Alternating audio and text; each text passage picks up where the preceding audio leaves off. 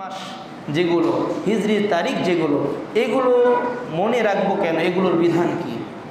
ফিকহ কিতাবের মধ্যে আসছে হিজরি সন মনে রাখা, হিজরি সনের বা হিজরি তারিখ মনে রাখা এটা হচ্ছে ফরজে কিফায়া, ফরজে আইন না, ফরজে কিফায়া বলা হয়। আমরা জানি জানাজার নামাজ ফরজে কিফায়া।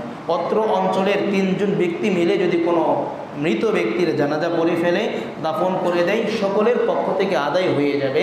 আর যদি কোনো ব্যক্তি আদায় না করে সকলেই গুনাহগার হবে। ঠিক অনুরূপভাবে এই আরবি বর্ষের হিসাব যদি পুরো অঞ্চলের মধ্যে 3 জন কমাস কম ব্যক্তি রাখে তাহলে সকলের পক্ষ থেকে আদায় হয়ে যাবে।